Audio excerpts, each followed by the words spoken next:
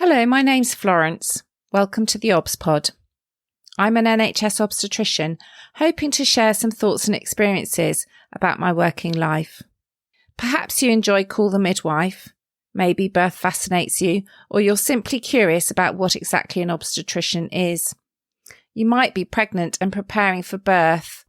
Perhaps you work in maternity and want to know what makes your obstetric colleagues tick, or you want some fresh ideas and inspiration. Whichever of these is the case, and for that matter, anyone else that's interested, the theobspod is for you.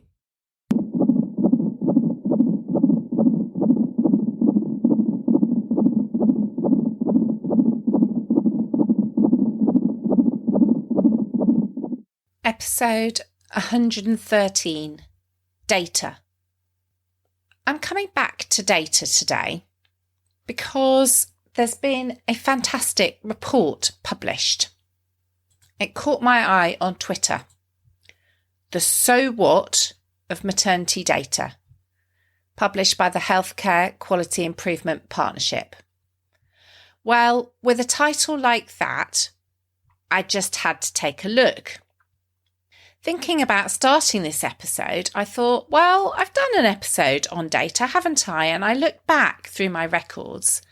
And I did indeed do an episode on statistics and my thoughts on statistics and some of the issues around different data sets within maternity care.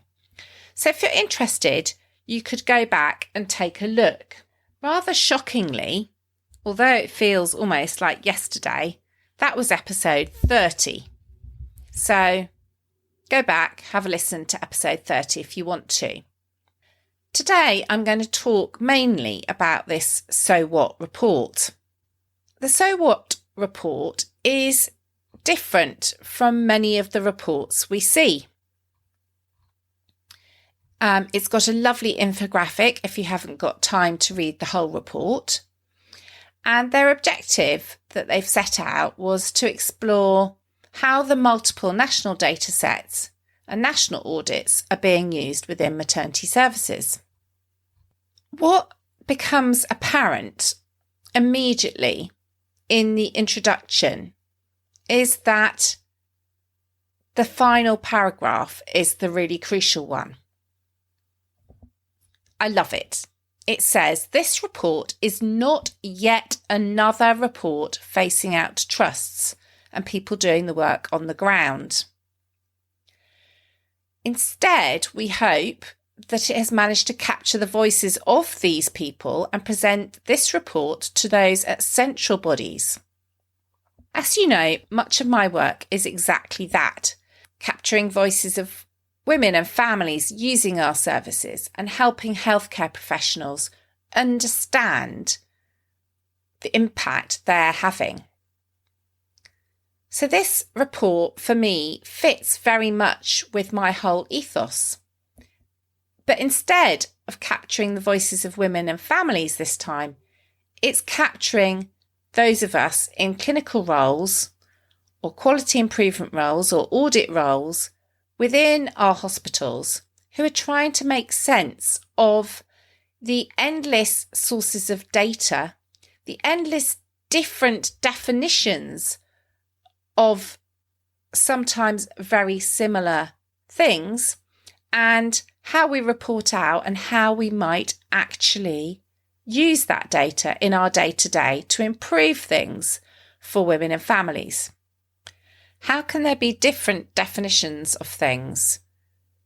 Surely something is something or it isn't something, I might hear you ask.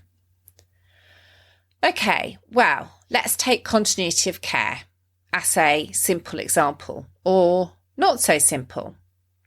Continuity of care, does that mean seeing one midwife all the time throughout the antenatal period, labour and afterwards? Does that mean seeing someone from a team of midwives? Does that mean seeing no more than 2 people from that team of midwives? Does that mean seeing the same one midwife for at least 75% of your appointments, in a woman's mind, it just means, well, I just saw the same person. But to us, trying to measure it and make sure we're meeting a target and make sure that this is something that's practical within the workforce, we need a definition. It's a little bit as if you went to a greengrocer and asked for a bag of apples, and they might say, well, do you want green apples? Do you want red apples? Or they might say, do you want Granny Smith's apples or Golden Delicious apples? Or they might say, do you want a kilo of apples? Do you want a pound of apples? All the things would be slightly different. It would still be a bag of apples, but there would be slightly different versions and definitions. Reading the report, it's immediately apparent that rather than being helpful, the data appears to be a bit of a burden. And that's certainly something that I experienced when I was leading my own maternity service. I do recognise things have changed a bit and there are more data sets than ever before. But I do remember when I was the lead clinician or clinical director for my service, that deciding what and how to use the data, what to focus on, what of the numerous numbers I was shown were, first of all, accurate and second of all, useful, was very difficult. If you look at the report and the findings, one of the key issues they've found is actually quite encouraging. That 85% of the respondents felt that at least one national data set was influencing quality improvement. So we are using the data and making it useful. And the data sets that people most felt were influencing change were maternal and neonatal mortality, the Embrace reports and the HSIB reports, Health Safety Investigation Bureau. And that's really great. I mean, those are the most worrying and most significant poor outcomes. And so the fact that those are most influencing change, brilliant. And clinical staff definitely like recommendations, and I would agree with that. When I'm reading a massive long report, if I haven't got time, I haven't got energy, the bit for me that always resonated was the recommendations. What are the recommendations? What do I need to be doing? What do I need to be acting on? Rather than a lot of the analysis. Maybe that's just the way my brain works. I know from, those personality tests, Myers-Briggs, I'm not a data thinking, an analytical type brain person. So possibly that's to do with me. But even if we are very in-depth, detailed people, having the time to do that in a busy clinical environment can be difficult. And I guess what we need to think is that for data, we actually need stuff that works for everybody. So it needs to work for someone like me that's not very data analytical, and it needs to work for the person that is very detailed and in-depth. Okay, what are the recommendations? So it's really interesting to me that a lot of the recommendations talk about trying to align the metrics, not duplicating collection of metrics, And also there should not be very similar metrics being collected. And that's definitely something that resonates with me. I remember as a clinical director having to collect very slightly different data sets of what was essentially the same outcome and report it out to different people in a slightly different way. And that just generates extra work rather than doing something meaningful. The other thing was the suggestion that there might be a single website that would signpost to all the up-to-date guidance on mandatory reporting and to all the different maternity data sets. And I think that would be really helpful, because looking through the report, looking at the various different data sets that they were asking people about, I'm not ashamed to say that I was not aware of some of them. I mean, the NNAP, National Neonatal Audit Programme, not one I'm familiar with. The NPID, National Pregnancy and Diabetes Audit. GIRFT, getting it right first time. I mean, maybe I'm just a bit ignorant because I'm not currently responsible for my maternity service. I am, in inverted commas, just a clinician working in it. But I'm a relatively senior clinician and I am contributing to and aware of some of the other data sets, such as the PMRT, Perinatal Mortality Review Tool, and the NMPA, National Maternity and Perinatal Audit. So I found it slightly disturbing that I hadn't heard of some of them. The one downside of the report is there are a lot of acronyms, and these are all explained. But I must admit, for me, I had to keep going back to the beginning and understanding what they were talking about, particularly the NCA POP, National Clinical Audit and Patient Outcome Programme, which I've never heard of, which, reading the report, seemed to be quite important. The people that responded to their questionnaire was pretty split between doctors and midwives, 42 identifying as midwives and 37 as doctors, and then a handful of other people, such as nurse, manager, admin, etc. And I'm not alone in not having been aware of some of the reports. Some of the respondents, like me, were not aware of the reports. And what I found really shocking is the data, what they've called the data burden. So they asked people, do you have difficulty prioritising and acting upon all the national data sets and reports? And 57% of respondents said they often did or always did have difficulties in prioritising and acting upon all the national data sets or reports. There's also a massive chunk that said sometimes they did.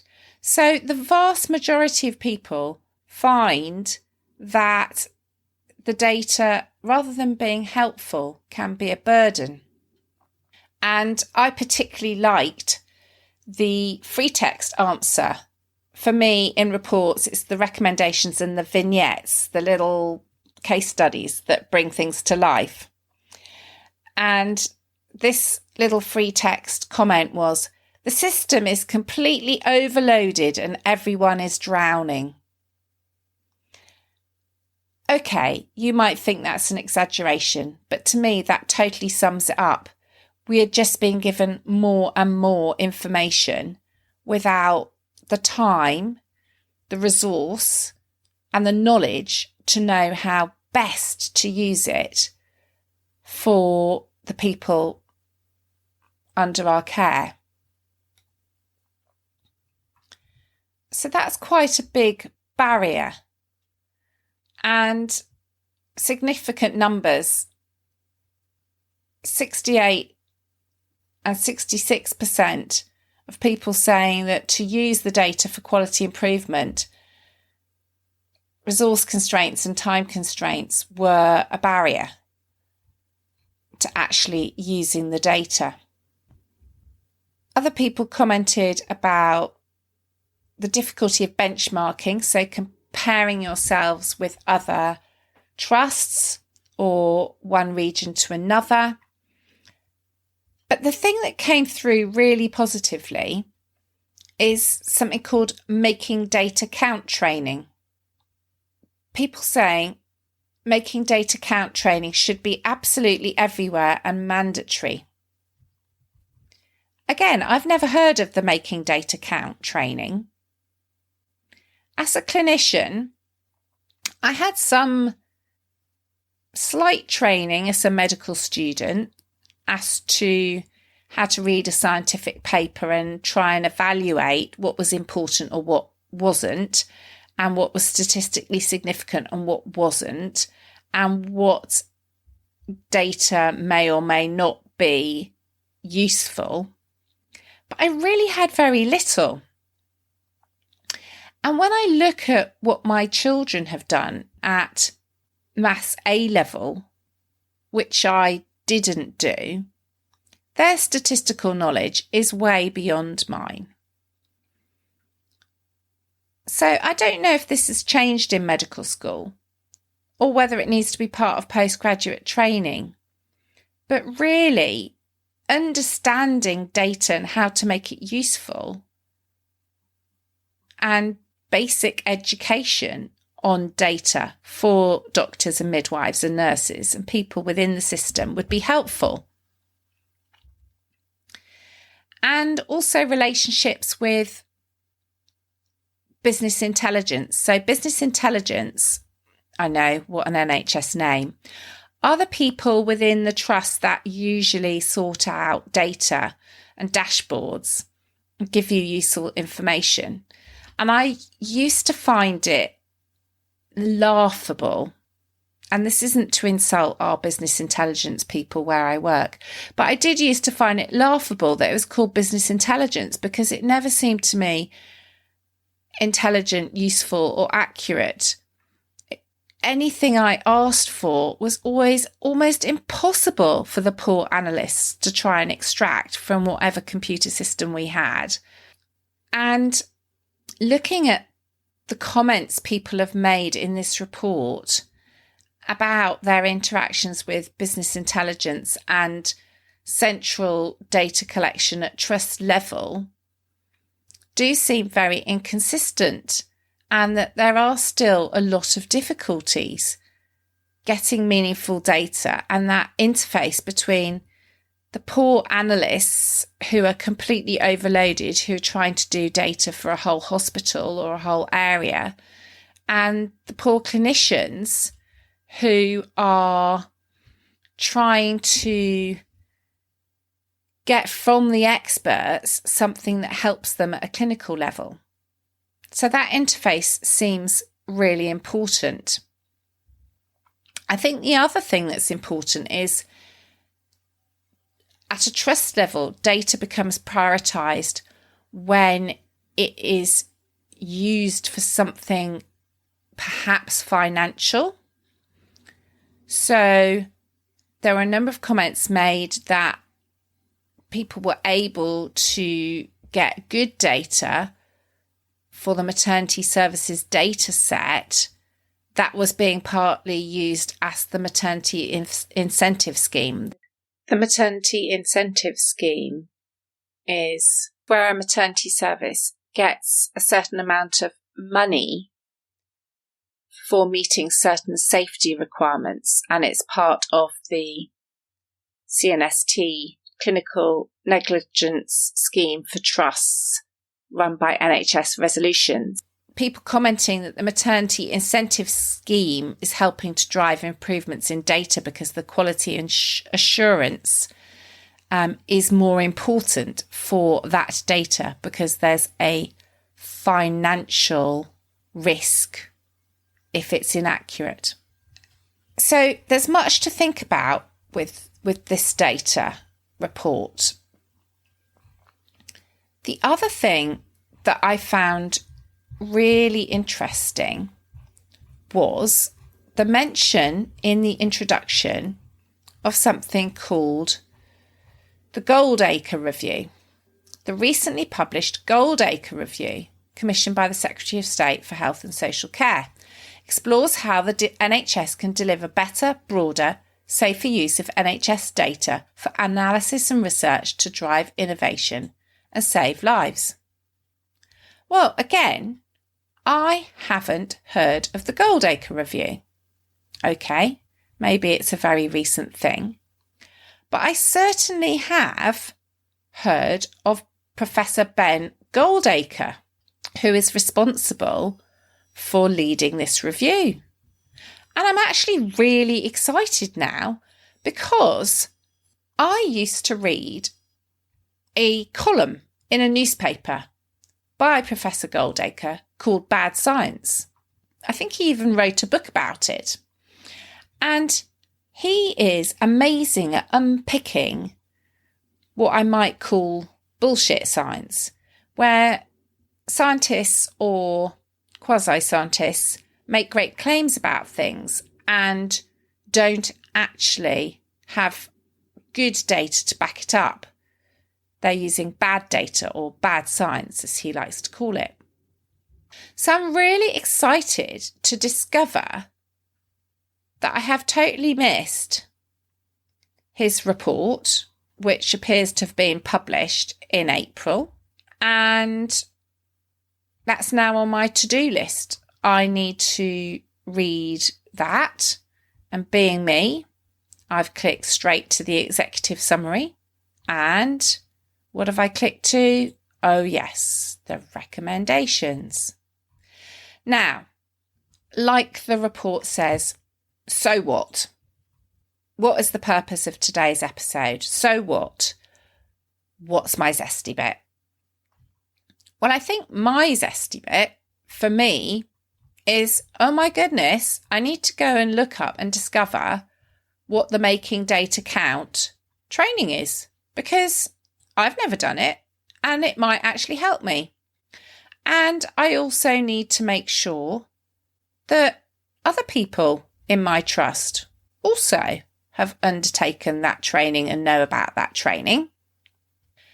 The other thing I'm going to do, and that I would suggest you do if you're a health professional, is share this report. The So What of maternity data. I've put a link in the programme notes. Go back to your people at work and show them the report. See what they think of the report. Start a conversation about the report and get as many people as possible to do the Making Data Counts training. And when I say go back to your people at your trust, I don't just mean the maternity people. What about your service managers? What about your business intelligence? What about your quality improvement team? Share that report with them so that they can see the challenges you're facing, perhaps as a clinician, and how they might better support you, and how you might all work together to put some of these recommendations that are local into place and help continue the conversation upwards to try and ensure that some of these more national recommendations for the Royal Colleges and NHS England hopefully come to pass. And if you're a pregnant woman and you've listened to this rambling effort on data, understand we're not data analysts. We might struggle and we might give you contradictory data and we might find it difficult to give you any data because it's very challenging. But know that we are trying. The thing that comes through in this report is absolutely the dedication and enthusiasm of clinicians to use data to improve care. Remember, 85% of respondents felt that at least one national data set was influencing quality improvement. So we're doing our best to improve things and use the data, but we've got a bit of a way to go. So be patient, watch this space. I very much hope you found this episode of the theobspod interesting. If you have, it'd be fantastic if you could subscribe, rate and review on whatever platform you find your podcasts, as well as recommending the theobspod to anyone you think might find it interesting. There's also tons of episodes to explore in my back catalogue, from clinical topics, my career and journey as an obstetrician, and life in the NHS more generally. I'd like to assure women I care for that I take confidentiality very seriously and take great care not to use any patient identifiable information unless I have expressly asked the permission of the person involved on that rare occasion when it's been absolutely necessary. If you found this episode interesting and want to explore the subject a little more deeply, don't forget to take a look at the programme notes where I've attached some links.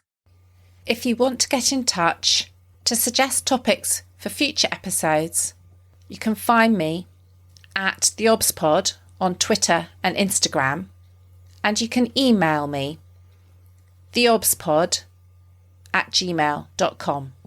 Thank you for listening.